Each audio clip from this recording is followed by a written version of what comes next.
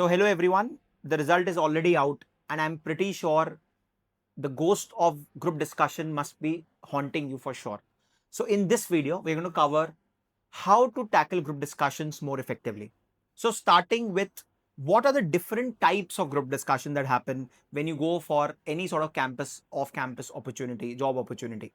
So there are two basic, types. Number one is case study based group discussion, and the second one is non case study based group discussion. Now, what do I mean by case study based group discussion?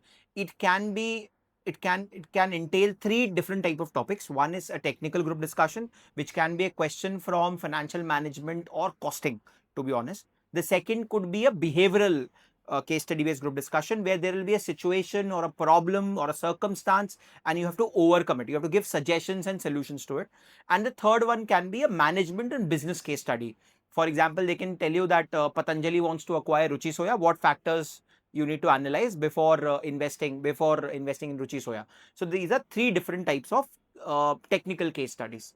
The second one is non-case study based group discussion, which is generally considered to be a group discussion in the public domain, where the topics can be are generally contemporary.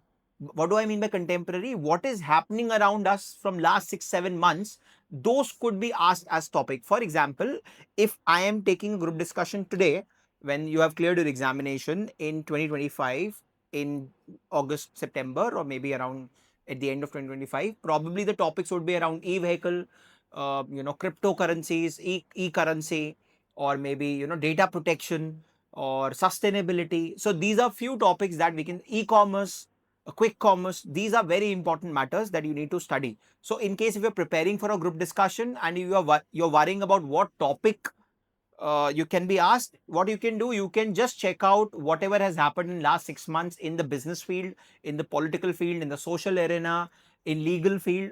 For example, a new Nyaya Sahita is in place, right? There can be a controversial topic too, maybe a UCC or any sort of social taboo, right? Maybe should periods leave be available to women at workplace? Now this is a social taboo or social topic. So read about this, develop that sort of psyche that you can speak, read newspapers, read articles around these topics, and I'm pretty sure the topics will be done. Moving on now, how group discussion actually take place? How do they conduct a group discussion? So there are three different ways in which they are conducting a group discussion. So group discussion can be a physical group discussion or it can be a virtual group discussion, right?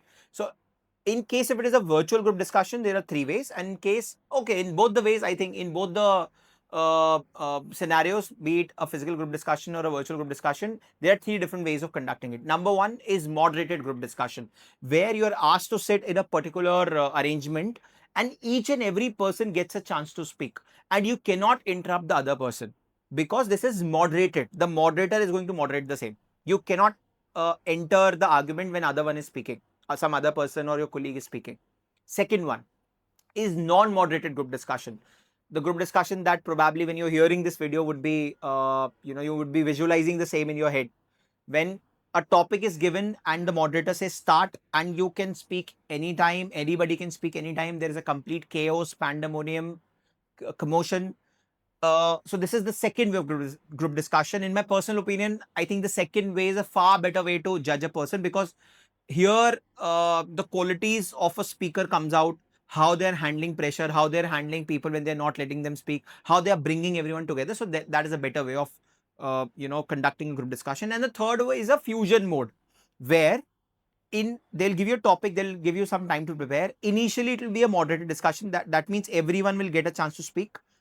After everyone has already spoken, they will open the forum for a discussion. Everybody can mingle up and speak amongst each other, and then there will be a moderated conclusion. Everyone will get a chance to conclude. So this is a fusion model. Marico has actually followed it in the last 2-3 attempts, and various other organizations. ITC has also done it. Vedanta did it probably an attempt ago. So these are different modus operandi in which group discussions can be conducted, right?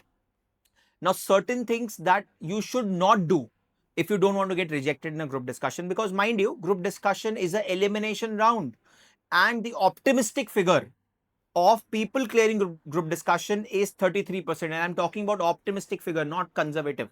That means this is the best case scenario. There might be a situation that there are 10 people sitting in the group and out of which 5 are able to clear it. But if you average out the total number, it will come around 33-34%, not more than that. That means out of 10 students, 3 will clear on an average. So you need to keep in mind things that you should not do in a group discussion. First one, speaking too much. That means हर एक के बाद बोल रहे हैं, एक बोल रहा है उसके बाद मैं बोल रहा हूँ, फिर बोल रहा हूँ, फिर मैं बोल रहा हूँ. You should not follow this mechanism of speaking. You should keep in mind that you have to speak 3 to 4 times maximum. Now, when I say 3 to 4 times, these 3 to 4 entries are longer entries. It should not be a one-liner entry or a two-liner entry. It should be a long entry for 6 to 7 lines at least. Your opening comments and your closing comments should be even longer, 8 to 10 lines, and the things that you're saying in between, it can be 6 to 7 lines. Second, not speaking at all. This is one mistake that many do. Your ranks, your articleship, your marks, all are sidelined if you're not able to speak in a group discussion. I've seen rankers getting rejected in a group discussion because they were not good at speaking. And I've seen third attempters, second attempters getting through group discussion in good companies and cracking the interviews, where first attempters and rankers could not crack it. So it is a very important round. It shows your leadership skill and communication skill, which are going to be very handy in the long run. So this is what they judge through group discussion: how you take team together, how much you're able to speak, how much you're able to represent your facts well. Right now, one question that actually comes to me whenever I teach group discussion in MCS or in my own class is, sir, content kitna matter karta hai? So let me be very honest with you. Okay, you do one activity, you become the moderator, you ask 5 of your friends to do a group discussion and ask them to speak for 5-7 minutes. I'm pretty sure you will not be able to recall what did they say. You will be only be able to recall who spoke and who spoke well, but you won't be able to recall who spoke what. So what is important but not too much important? That means content is not too much important, it is important.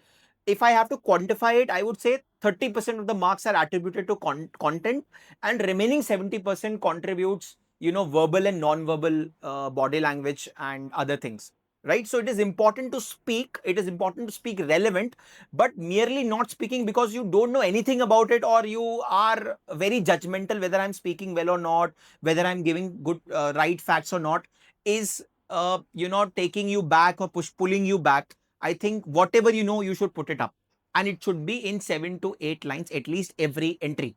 Right? Now, this 3 to 4 times is not a sacrosanct number कि 3 से 4 sir ने बोला 3 से 4 बार तो 3 से 4 बार ही बोलना है. No. Look at the group composition. Let's say if it's a big group, 15-16 people group, maybe 2 entries will suffice. Maybe it's a 15 people group, but out of 15, only 3 are speaking or 4 are speaking. In that case, you can speak thrice or 4 times. In case if there is a topic like, let's say there is a topic of e-currency and not many people know about it, right? Maybe, a new education policy. Let's say you and 2-3 others understand new education policy and all others are silent. In that case, you can even go up to 4 entries, 5 entries. Don't be very aggressive. Don't cut people short. Let's say you have started speaking, the other person also started speaking. And in case, both of you are continuously speaking, what you can do, you can say, okay, please go on. And then monitor the person.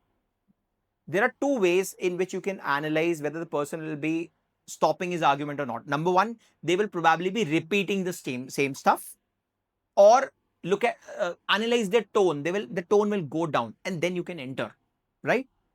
So speaking too much, not speaking at all, and showing aggressive body language are a big no-no from my side. I'm pretty sure if you do this, you will surely get rejected, and there's no doubt about it. Now, coming to the last portion of this particular video, which is conclusion.